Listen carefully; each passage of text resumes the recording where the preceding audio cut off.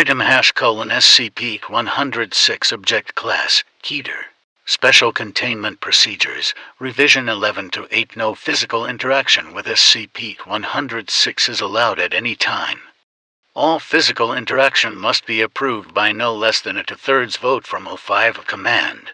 Any such interaction must be undertaken in R to maximum security sites, after a general non-essential staff evacuation.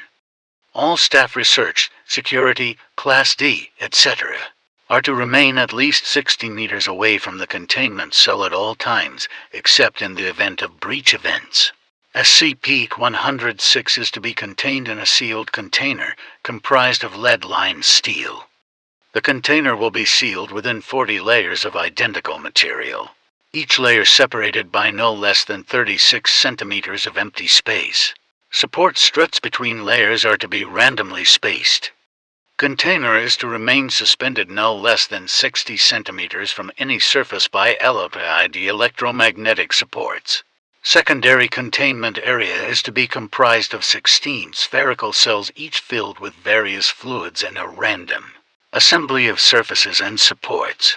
Secondary containment is to be fitted with light systems, capable of flooding the entire assembly with no less than 80 lumens of light instantly with no direct human involvement. Both containment areas are to remain under 24-hour surveillance. Any corrosion observed on any containment cell surfaces, staff members, or other site locations within 200 meters of SCP-106 are to be reported to site security immediately. Any objects or personnel lost to SCP-106 are to be deemed missing here. No recovery attempts are to be made under any circumstances. Note: continued research and observation have shown that, when faced with highly complex random assemblies of structures, SCP can be confused, showing a marked delay on entry and exit from said structure. SCP-106 has also shown an aversion to direct, sudden light. This is not manifested in any form of physical damage, but a rapid exit into the pocket dimension generated on solid surfaces. These observations, along with those of lead aversion and liquid confusion, have reduced the general escape incidence by 43%. The primary cells have also been effective in recovery incidents requiring recall protocol. Observation is ongoing. Description: SCP-106 appears to be an elderly humanoid with a general appearance of advanced decomposition. This appearance may vary, but the rotting quality is observed in all forms. SCP-106 is not exceptionally agile and will remain motionless for days at a time, waiting for prey. SCP-106 is also capable of scaling any vertical surface and can remain suspended upside down indefinitely. When attacking, SCP-106 will attempt to incapacitate prey by damaging major organs, muscle groups, or tendons, then pull disabled prey into its pocket dimension. SCP-106 appears to prefer human prey items in the 10 to 25 years of age bracket. SCP causes a corrosion effect in all solid matter it touches, engaging a physical breakdown in materials several seconds after contact. This is observed as rusting, rotting, and cracking of materials, and the creation of a black, mucus-like substance similar to the material coating SCP-106. This effect is particularly detrimental to living tissues, and is assumed to be a pre-digestion action.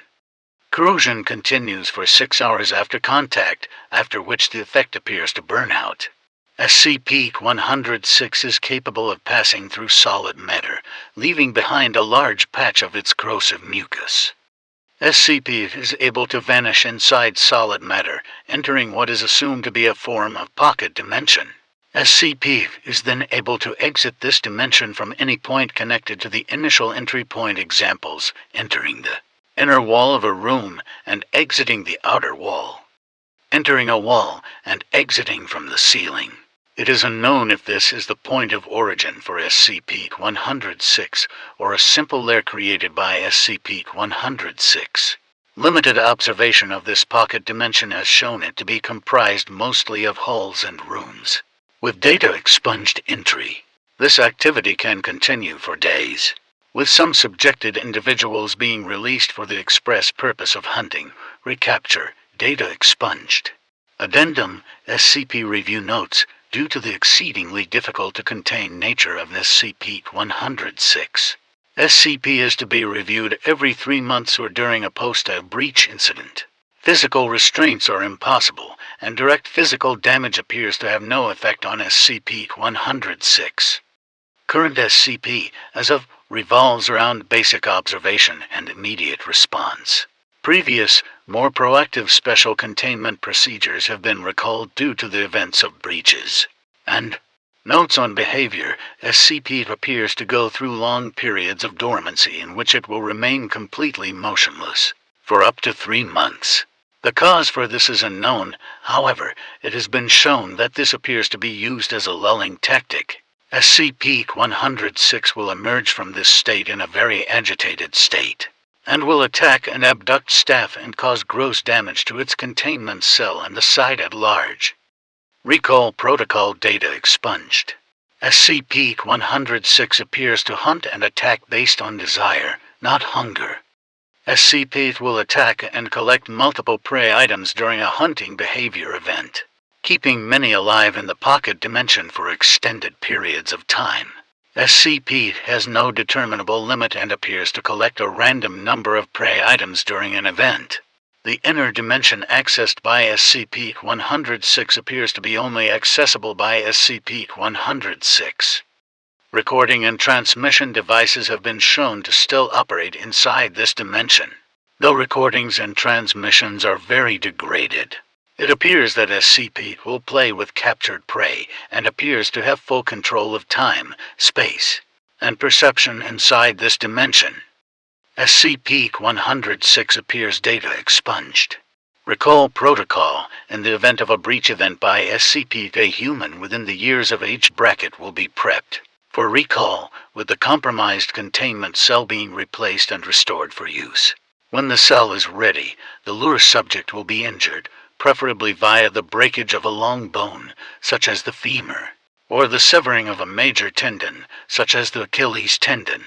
Lure subject will then be placed in the prepped cell, and the sound emitted by said subject will be transmitted over the site public address system.